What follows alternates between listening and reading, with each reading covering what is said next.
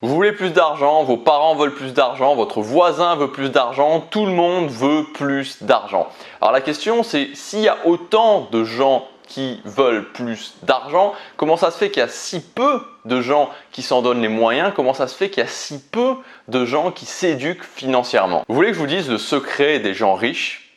Je vais vous le dire et ça va pas être long. Juste avant, je vous rappelle que vous avez jusque demain pour accéder à ma formation qui s'appelle Revenus complémentaires sans compétences. Donc dans cette formation, je vous donne 3 solutions clés en main, étape par étape, pour pouvoir générer un revenu complémentaire entre 500 et 1000 euros par mois sur une optique des 6 prochains mois, et ça sans aucune compétence. Donc si aujourd'hui vous dites ok, moi je voudrais générer plus d'argent concrètement, vraiment, je veux dire le matérialiser dans la réalité, mais je ne vois pas comment faire, j'ai pas de compétences spécifiques à monétiser. Alors avec cette formation, je vais vous donner la solution qui sera sous forme de justement 3 solutions différentes. Vous avez toutes les informations dans le premier lien dans la description et ça reste à son prix de lancement jusque demain soir minuit. Alors la différence, c'est que l'homme riche passe beaucoup de temps à se réjouir de ses prochaines rentrées financières. Ses émotions positives le poussent à se mobiliser et il attire l'argent.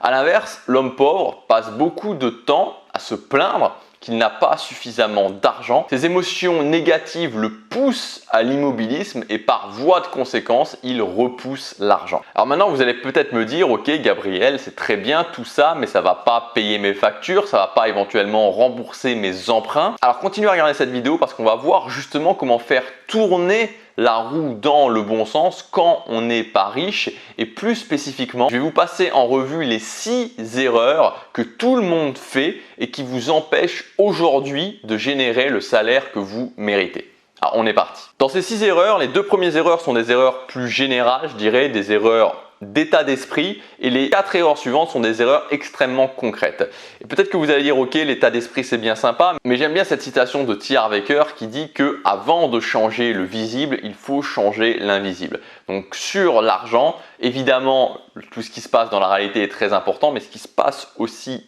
ici est extrêmement important et essentiel. Le premier point, c'est de prendre la responsabilité. Alors c'est valable pour l'argent, c'est valable pour n'importe quoi dans sa vie. C'est le fait de se dire c'est moi qui crée mon succès, ma réussite financière, et c'est moi qui crée mes échecs et ma frustration financière. Tout passe par mes actions. Bien sûr qu'il y a des choses qui arrivent, mais je peux choisir la façon dont je vais réagir avec mes actions. Donc à un moment donné, il faut prendre cette responsabilité, arrêter de se victimiser et arrêter d'attendre surtout que les autres vous donnent la permission, que les autres vous autorisent à pouvoir générer plus d'argent. Il faut arrêter d'attendre que votre patron vous donne la permission, il faut arrêter d'attendre que le gouvernement vous fasse soi-disant des augmentations ou des baisses d'impôts ou je ne sais pas quoi. Vous avez le pouvoir et aujourd'hui on est dans une société où il y a énormément d'opportunités. Bien sûr, on est seul, bien sûr, il faut prendre la responsabilité, mais à côté de ça, la bonne nouvelle, c'est qu'il y a énormément d'opportunités. Le deuxième point, c'est la différence très importante qu'il y a entre le fait de jouer pour ne pas perdre et de jouer pour gagner. C'est-à-dire la différence entre être obsédé par le fait de dépenser moins pour ne pas perdre d'argent et le fait d'être obsédé sur le fait de comment gagner plus. C'est la différence entre le fait de penser gain possible ou à l'inverse de penser perte possible. C'est la différence entre de voir la récompense qu'il peut y avoir à gagner plus d'argent et de voir le risque qui va se passer si je perds de l'argent. C'est la différence entre passer à l'action parce que justement j'ai envie d'avoir plus d'argent et le fait de se dire ok, je ne passe pas à l'action parce que j'ai peur, qu'est-ce qui se passerait si j'échouais? Tout ça, c'est la différence entre le fait de jouer pour gagner et de jouer pour ne pas perdre. Et si vous jouez pour avant tout ne pas perdre, la bonne nouvelle c'est que effectivement vous allez peut-être ne pas perdre, mais que vous êtes sûr et certain de ne pas gagner. Le troisième point qui m'empêche de gagner plus d'argent, on arrive dans les choses extrêmement concrètes, c'est que je fais le plus gros de mes dépenses dans les pertes. C'est quoi les pertes? C'est tout simplement les choses qui ne vont rien me rapporter. Moi j'aime bien voir un budget entre les obligations, les pertes et les investissements. Obligations, pertes, investissements. Et donc les pertes, c'est des choses qui ne sont pas fondamentalement obligatoires, mais c'est des choses qui ne me rapportent rien. Les choses qui ne sont pas fondamentalement obligatoires, c'est aller chercher un café chez Starbucks, c'est aller prendre un paquet de gâteaux, c'est aller faire un restaurant, c'est aller faire un cinéma, etc. Évidemment, on a toujours des tas de bonnes raisons de le faire, j'en ai besoin, etc.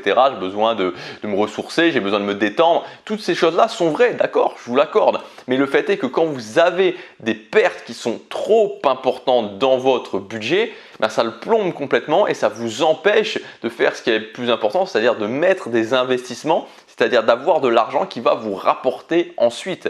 Si vous mettez l'essentiel en dehors de vos obligations, l'essentiel de votre budget dans des pertes, c'est-à-dire dans les choses qui ne vous rapporteront rien, c'est sûr et certain, ça ne vous rapporte rien du tout en termes financiers sur le long terme, alors vous ne pouvez pas générer plus d'argent. Le quatrième point, c'est de ne pas savoir précisément où partent mes dépenses. C'est-à-dire que si aujourd'hui, vous êtes globalement dans le flou par rapport à vos dépenses, voilà, concrètement, quand on est dans le flou, c'est-à-dire c'est exactement la même chose, je prends souvent cet exemple pour un régime, c'est-à-dire que pour un régime, on peut se dire ok, je comprends pas, je mange ce qu'il faut et je perds pas de poids. La réalité, c'est que souvent, quand on commence à noter tout ce qu'on mange, on s'aperçoit qu'en fait, c'est plus ou moins normal si je perds pas de poids. Et c'est compliqué parce que c'est le fait de se mettre face à la réalité. C'est la même chose pour les dépenses. Souvent, on se dit mais je comprends pas, j'arrive pas, je m'en sors pas et pourtant je dépense rien. Le fait, c'est que quand on commence à noter tout ce qu'on dépense, quand on commence à noter notamment les fameuses petites pertes, les pertes cachées, c'est-à-dire les petits 50 centimes d'euros, 2 euros, 3 euros je vais dépenser par-ci, 5 euros je vais dépenser par-là, on s'aperçoit en fait que ces petites choses, ces petites rivières, ça fait des océans à la fin du mois, à la fin de l'année.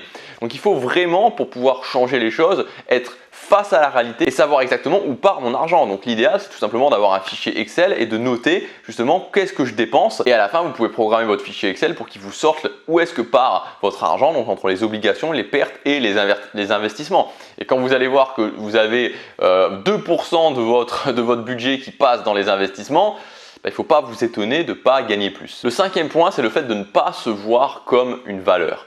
N'oubliez jamais que avant tout, et ça on ne pourra jamais vous l'enlever, c'est tout ce que vous apprenez, c'est toute la valeur que vous avez. Ce matin, je regardais une vidéo de Grant Cardone et c'était intéressant parce qu'il y avait quelqu'un qui lui posait la question dans cette vidéo. Grant Cardone, c'est un entrepreneur américain qui est multimillionnaire, qui est vraiment, on va dire, qui a compris au niveau de l'argent, qui a une réussite financière très importante et un succès aussi très important. Et donc la personne lui disait, ok Grant Cardone, si demain, tu n'as plus rien, si tu devais repartir de zéro, qu'est-ce que tu ferais?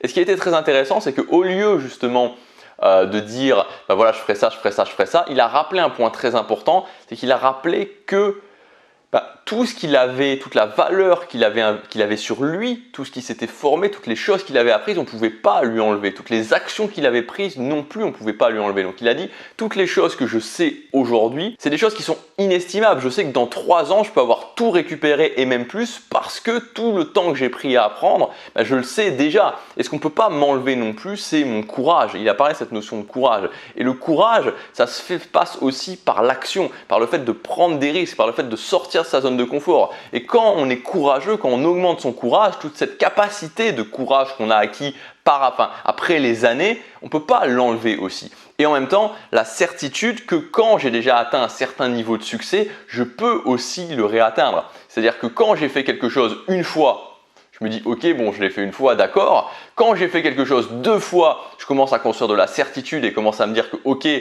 je pense que je pourrais le refaire. Quand j'ai fait quelque chose 6 ou 7 fois, à ce moment-là, je sais que je suis capable de le refaire. Donc voyez-vous comme une valeur et le drame aujourd'hui de beaucoup de gens qui se retrouvent à 30, 40, 50, 60 ans et qui sont complètement hors circuit, qui n'arrivent pas à retrouver de boulot, qui n'arrivent pas vraiment, qui concrètement n'arrivent pas à générer plus d'argent, c'est le fait qu'ils ne se sont jamais vus comme une valeur. C'est-à-dire que ce qu'ils savent aujourd'hui, c'est exactement ce qu'ils savaient à la fin de leurs études ou à la fin de peu importe le niveau d'études. Ils ont gagné une certaine expérience professionnelle, mais c'est tout. C'est tout. Alors le jour où le métier en question disparaît, toute l'expérience professionnelle s'effondre et comme je ne me suis pas vu comme une valeur, je n'ai pas investi sur moi, il ne se passe rien, il ne se passe strictement rien et je ne peux pas générer plus. Donc n'oubliez pas qu'au bout du bout, vous allez pouvoir gagner de l'argent, vous allez pouvoir voir votre compte bancaire se remplir, vous allez pouvoir économiser pour votre retraite, vous allez pouvoir vous acheter des choses, vous allez pouvoir vivre dans vous faire plus plaisir, vivre dans des meilleurs endroits. Mais n'oubliez pas que tout ça, ça peut vous être enlevé, mais ce qu'on ne vous enlèvera pas, ce qui est impossible de vous enlever, c'est tout ce que vous avez appris sur le chemin, c'est votre valeur personnelle. Ça, on ne peut pas vous l'enlever. Et enfin, le dernier point, c'est tout simplement de rêver d'être millionnaire sans concrètement commencer à prendre les petites étapes au quotidien. N'oubliez jamais que être millionnaire, être multimillionnaire, ce n'est jamais qu'un enchaînement de petites étapes au quotidien. Et donc le meilleur moment pour commencer, c'est toujours maintenant parce que plus j'attends et plus je mets justement du délai pour peut-être un jour devenir millionnaire ou encore plus, c'est ce que je vous souhaite. Voilà pour cette vidéo, voilà pour ces erreurs. Commencez à les intégrer, commencez à voir par rapport à vous qu'est-ce que vous faites, qu'est-ce que vous ne faites pas. Commencez à recalibrer les actions sur le fait d'aller dans le sens opposé et vous verrez que sur le court, le moyen et le long terme, vous aurez des résultats.